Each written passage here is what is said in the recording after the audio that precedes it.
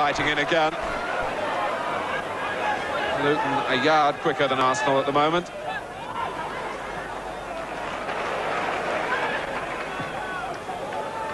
Caton, straight to Steen. He probably had a little bit more time than he realised. But John Lukic must be wondering if his defence have stayed in bed. They're giving the ball away so unnecessarily. Was Caton the culprit on that occasion? But Steen, trying to take it quickly, got underneath the shot. Arsenal are making their substitution. Tommy Caton has gone off after that facial injury. And Paul Davis, with 22 minutes remaining in the first half, comes on.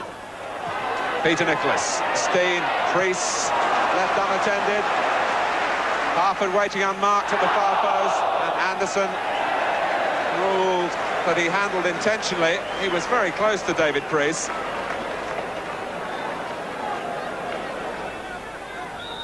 Luton have put players in the Arsenal wall. It's Foster's shot. And his header, and Steen, and Nwajobi. The goal was open.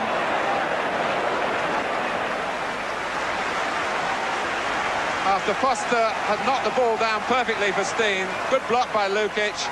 And Nwajobi put it wide when the net was beckoning. And it really should have been 3-0. Pat Jennings, who's leaving Arsenal at the end of the season. And next Wednesday night at Highbury, there's a special farewell match in Pat's honour. Arsenal against Spurs, kick-off 7:30. And a great opportunity to pay tribute to the goalkeeper who last Wednesday won his 110th cap for Northern Ireland. Nwajobi. Here's Priest. Steen and Harford trying to stay onside. Thomas.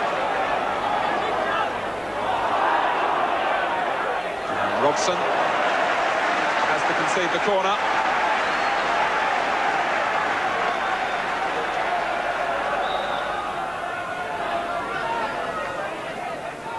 Taken by Priest. And Foster climbed high above Mariner. Talbot wanted too long. And Steen, with the goalkeeper colliding with him intentionally, was the way the crowd saw it. John Lukic had his eye on the ball. And referee Neville Ashley has gone across to talk to the linesman. On the penalty spot. Foster has tucked it away, but that won't count yet. And Lukic concedes the penalty.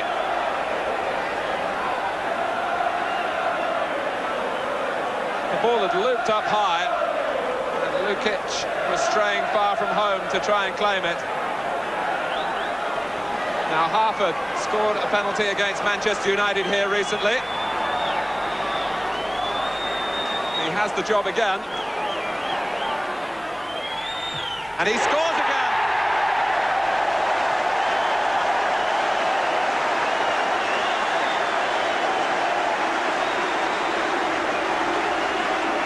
It was the same technique he employed against Gary Bailey.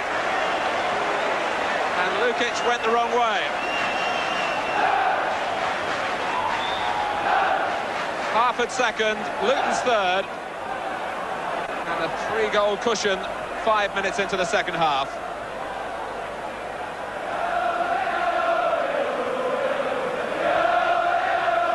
Alinson.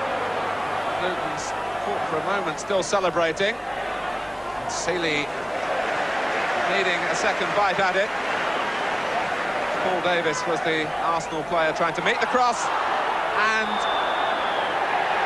it's a penalty here. It was a short throw out to Thomas, who wasn't ready, and then Alinson went down. And it's Arsenal who have the penalty now with Charlie Nicholas. Straight down the middle, 3-1.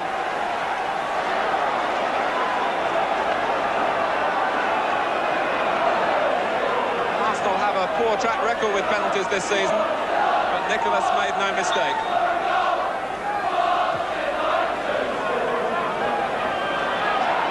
Now, what difference will that make? Harford. Has it given Arsenal some semblance of a lifeline here?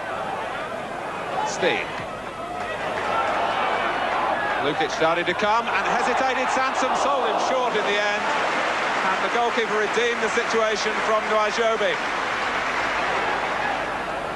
Characteristically under-hit by Sansom. Ricks. Nicholas. Easily past Foster. Ricks. Davis is unmarked in the middle. And that was desperately close. And Luton could have been punished for a lack of concentration then.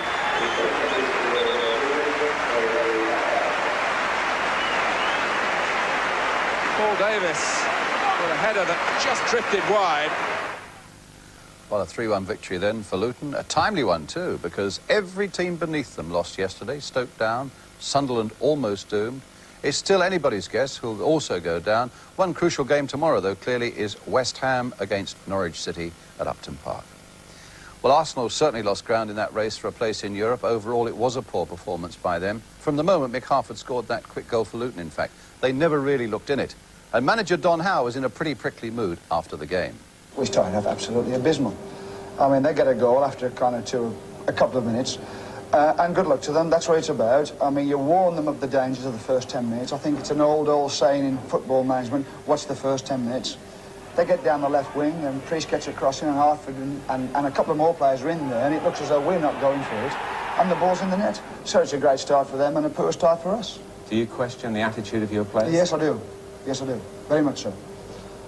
You know, a set of players at this great club, the Arsenal Football Club, if 11 players, I mean, they've got a chance of being in Europe. And we've talked about Europe. I mean, being in Europe makes your season as a player and as a manager more interesting because you're going to get drawn against the best teams in Europe. So you'd think they'd lay their life down to get into Europe. But you can see there in that first half, they weren't really bothered. I think half of them were asleep. I was going to say, does that go for the whole team, or have you picked on individuals in the dressing room? Well, yeah, but I wouldn't pick on individuals here. But there is a lot of talk about your highly paid international stars. That's right, well, and that's true, that's right. You know, if you are paying people a lot of money to perform, and I would think it's the same in show business or anything else, they've got to perform week in, week out, day in, day out. And we're so erratic and so inconsistent. There ain't one player in that dressing room going to get a better club than the Arsenal Football Club. So, you know, it makes you wonder really what they're after. But they've let you down you've today, got to remove them. You've got to remove them. We have to work to remove them. If they want to perform and give and do a job, smash it. That's great. That's what it should be about. Week in, week out, home and away. That's what we want. That's what this club's got to have. But what can you do in the way of punishment, if you like, for players who don't perform, as obviously... Well, the ideal thing really would be to fine them quite heavily, but we're not allowed to do that. Because they haven't done their money out there today, have they?